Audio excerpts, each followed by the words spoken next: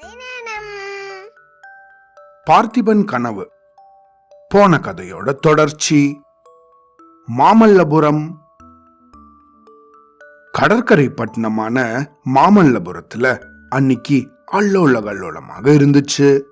வீடுகள் எல்லாம் மாவிளைகளினாலும் தென்னங்குருதுகளினாலும் சிங்க உருவம் தாக்கிய கொடிகளினாலும் பல வர்ண தோரணங்களாலையும் அலங்கரிக்கப்பட்டு விளங்கிச்சு.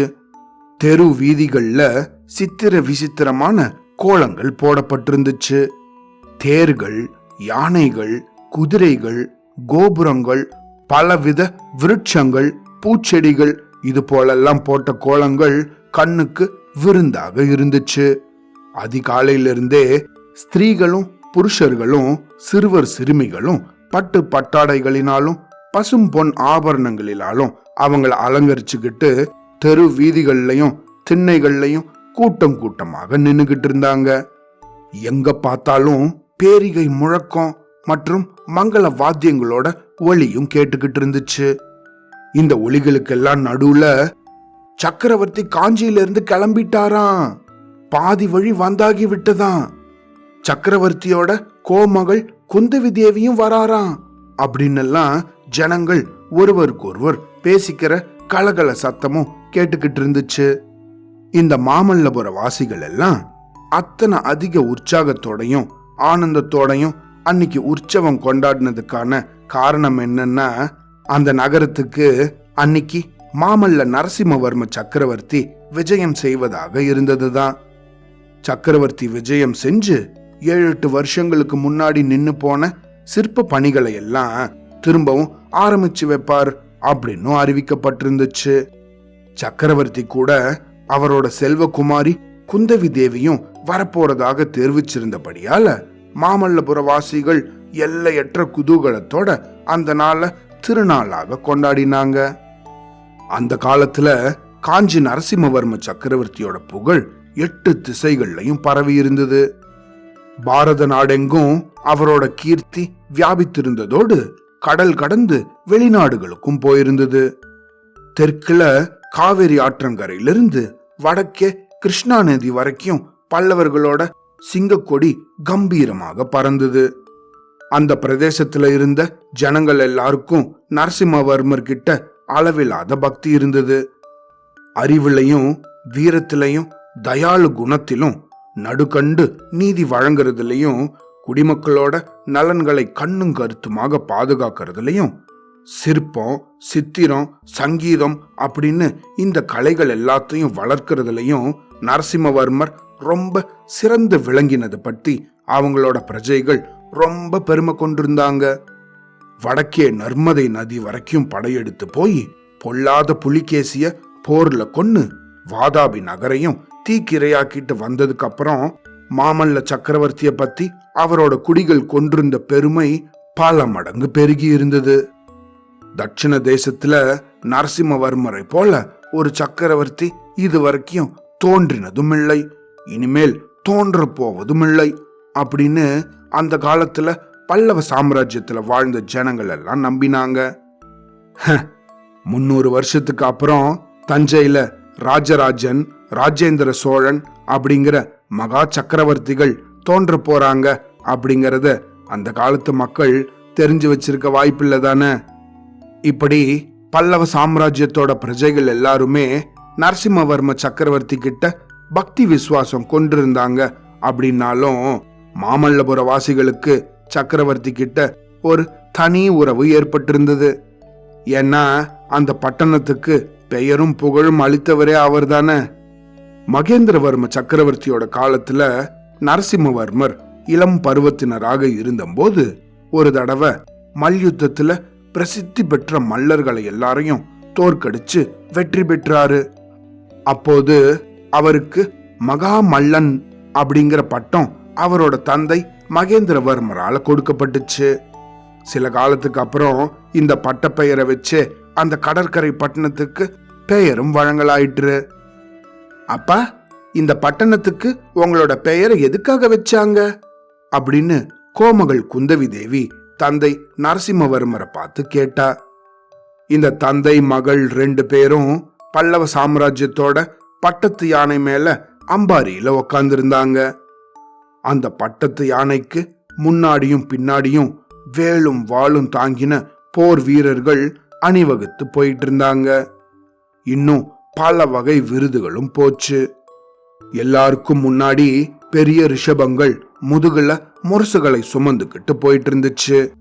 கொஞ்ச நேரத்துக்கு ஒரு தடவை அந்த முரசுகள் அடிக்கப்பட்ட போதெல்லாம் உண்டான சத்தம் அலை மோதிக்கிட்டு நாலாபுரமும் பரவிச்சு. அம்பாரி மேல உக்காந்திருந்த நரசிம்மவர்ம சக்கரவர்த்தியையும் அவரோட அருமை புதல்வியையும் ஏக காலத்துல பார்த்தவங்களோ உதய சூரியனையும் பூரண சந்திரனையும் பக்கத்து பக்கத்துல பார்த்தவங்கள போல திணறி திணாடி போனாங்க. அந்த 2 பேரோட திருமுகத்திலையும் அவ்வளவு திவ்ய தேஜஸ் ஜொலிச்சுக்கிட்டு இருந்துச்சு. அவங்க அணிஞ்சிருந்த கிரீடங்கள்லையும் மற்ற ஆபரணங்கள்லையும் பதிந்திருந்த நவரத்னங்களோட காந்தி பாக்குறவங்களோட கண்களை அப்படியே கூச செஞ்சுது. பல்லவ சக்கரவர்த்தி ஆஜானுபாகுவாக கம்பீரமான தோற்றமுடையவராக இருந்தாரு. வலிமையும் திறமையும் கொண்ட அவரோட திருமேனியில மென்மையும் சௌந்தரியமும் கலந்து உறவாடுச்சு. ராஜ கலை ததும்பின அவரோட முகத்துல காணப்பட்ட காயங்களோட வடுக்கள் அவர் எத்தனையோ கோர யுத்தங்கள்ல கை கலந்து போரிட்டு ஜெய பேரிகை முழக்கத்தோட திரும்பி வந்தவர் அப்படிங்கறத ஞாபகப்படுத்திக்கிட்டு இருந்துச்சு. அதே நேரத்துல கோமகள் குந்தவி தேவியோ பெண்குலத்தோட அழகெல்லாம் திரண்டு உருக்கொண்டவள் போல இருந்தா. பல்லவ சாம்ராஜ்யத்துல இருந்த மகா சிற்பிகளும் ஓவியர்களும் குந்தவி தேவி கிட்ட அவங்களோட கலைத்திறன் தோத்துடுச்சு அப்படிங்கறத ஒத்துக்கிட்டாங்க. இந்த கோமகளோட கருவிழிகளில் தான் என்ன மாய சக்தி இருக்கிறதோ தெரியல. தேவி தமது அஞ்சனம் தீட்டிய கண்களை அகல விரிச்சு எங்களை பார்த்த உடனேயே நாங்க உணர்விழந்து மெய் மறந்து போயிடுறோம். அப்புறம் சிற்பம் எங்க அமைக்கிறது, சித்திரம் எங்க வரையறது அப்படின்னு சொன்னாங்க அவங்க. எங்களை எல்லாம் கர்வபங்கம் செய்யறதுக்குன்னே பிரம்மன் குந்தவி தேவிய படைச்சிருக்கணும் அப்படின்னும் அவங்க எல்லாம் சொன்னாங்க. அப்பா, இந்த நகரத்துக்கு உங்களோட பட்ட பெயரை எதுக்காக வச்சாங்க?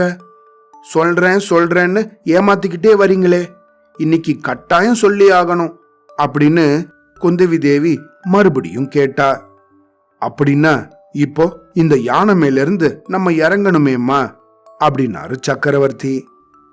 இப்படியே நான் தரையில குதிச்சிடட்டுமா அப்படின்ன குந்தவி கிட்ட, நீ சாதாரண மனுஷியாக இருந்திருந்தா குதிச்சிருக்கலாமா, குதிச்சு காலையும் ஒடிச்சுக்கலாம்.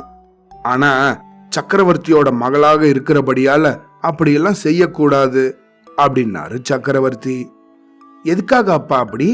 சக்கரவர்த்தியோட மகளாக இருக்கிறதால யானை மேல இருந்து குதிச்சு காலை ஒடிச்சுக்க கூடவா எனக்கு பாக்கியம் இல்ல அப்படின்னு சிரிச்சுக்கிட்டே கேட்டா குந்தவி.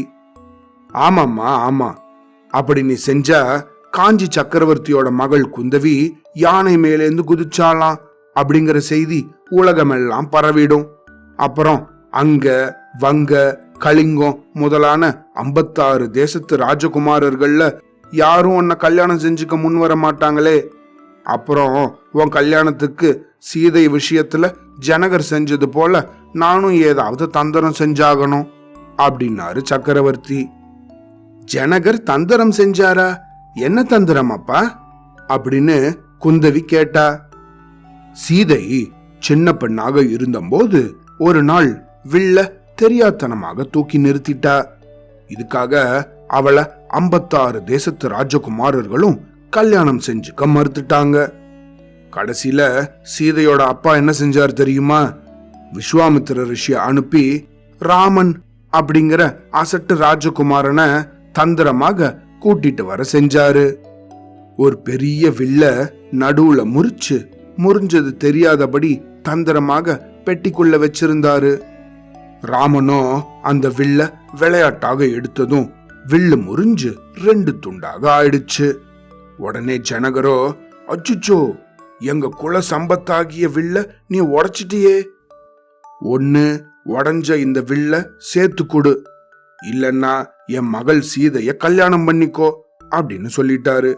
ராமனும் வேற வழி இல்லாம சீதைய கல்யாணம் செஞ்சுக்க வேண்டியதாயிடுச்சு அப்படின்னு சக்கரவர்த்தி சொல்லி முடிச்சதும் குந்தவியோ விழுந்து விழுந்து சிரிச்சுக்கிட்டே, அப்பா, நானும் ராமாயண கதையை கேட்டிருக்கேன், நீங்க சொல்றது புதிய ராமாயணமா இருக்கே அப்படின்னு சொன்ன. கொஞ்சம் சிரிப்பு அடங்குனதுக்கு அப்புறம் அவ திரும்பவும், ஆனா உங்களுக்கு அதை பத்தி எல்லாம் கவலை வேண்டாம்ப்பா, நான் கல்யாணமே செஞ்சுக்க போறது கிடையாது அப்படின்னு சொன்ன. சக்கரவர்த்தி மூக்கு மேல விரல வச்சுக்கிட்டு, அது என்ன சமாச்சாரம்? கல்யாணம் உன்னை என்ன பண்ணுச்சு? அது மேல உனக்கு ஏன் இவ்ளோ கோபம் அப்படின்னு கேட்டாரு. அப்போ குந்தவியோ, கல்யாணம் செஞ்சுக்கிட்டா நான் உங்களை விட்டு பிரிஞ்சு போய் தானே ஆகணும், உங்களை விட்டு போக எனக்கு இஷ்டம் இல்லப்பா, உங்க கூடயே நான் எப்போதும் இருப்பேன் அப்படின்னு சொன்னா. அப்படியா சமாச்சாரம் குந்தவி, இன்னொரு தடவை சொல்லு அப்படின்னு கேட்டாரு சக்கரவர்த்தி. அதெல்லாம் ஒரு தடவைக்கு மேல சொல்ல மாட்டேன்ப்பா, நீங்க ஏக சந்தகிராதி அப்படிங்கிறது உலகமெல்லாம் பிரசித்தியா இருக்கே, ஒரு தடவைக்கு மேல ஏன் கேக்குறீங்க? ஓ ஆபத் பாந்தவா, அநாத ரட்சகா, இந்த வாயாடி பொண்ணை கட்டிக்கிட்டு எந்த ராஜகுமாரன் திண்டாட போறானோ, யார் தலையில அந்த விதம் எழுதி இருக்கோ அவனை நீதான் காப்பாத்தி அருளணும் அப்படின்னு சொன்னபடி சக்கரவர்த்தி தலைமையில கை கூப்பி வானத்தை அண்ணாந்து பார்த்தாரு. உங்களோட பரிகாசம் எல்லாம் இருக்கட்டும்பா, இப்ப யானையை நிறுத்த சொல்றீங்களா இல்லையா? இல்லைன்னா நான் கீழே குதிச்சுட்டேன்னா அப்புறம் என்ன ஒரு ராஜகுமாரனும் கல்யாணம் செஞ்சுக்க மாட்டான், எப்பயும் உங்க பிராணனை தான் வாங்கிக்கிட்டு இருக்க போறேன் அப்படின்னு சொல்லி குந்தவி எழுந்து நின்னு அம்பாரில இருந்து கீழே குதிக்கிறது போல பாசாங்கு பண்ணா. வேண்டாம்மா வேண்டாம், அப்படிப்பட்ட விபரீதம் எதையும் செஞ்சு வைக்காத அப்படின்னு சொல்லி பல்லவ சக்கரவர்த்தி யானை பாகனை கூப்பிட்டு யானையை நிறுத்த சொன்னாரு. யானை நின்னதும் தந்தையும் மகளும் கீழே இறங்கினாங்க. சக்கரவர்த்தி குதிரையும் பல்லக்கும் கொண்டு வரும்படி சிம்மிங்கை காட்டினாரு. அது பக்கத்துல வந்ததும் பரிவார தலைவனை கூப்பிட்ட சக்கரவர்த்தியோ, நீங்க நேர போய் நகர வாசல் கிட்ட நில்லுங்க, நாங்க அங்க வந்து சேர்ந்துக்கிறோம் அப்படின்னு சொன்னாரு. அப்புறம் குதிரை மேல ஆரோகணிச்சு ராஜ மார்க்கத்திலிருந்து பிரிஞ்சு குறுக்கு வழியாக போக தொடங்கினாரு. இளவரசி ஏறி இருந்த பல்லக்கும் அவரை பின்தொடர்ந்து போச்சு. சக்கரவர்த்தி இந்த மாதிரி எல்லாம் எதிர்பாராத காரியங்கள் செய்யறது சர்வ சகஜமாக இருந்தபடியால அவரை தொடர்ந்து வந்த பரிவாரங்கள் கொஞ்சம் கூட வியப்படையாம ராஜ மார்க்கத்தை நோக்கி முன்னேறி போனாங்க.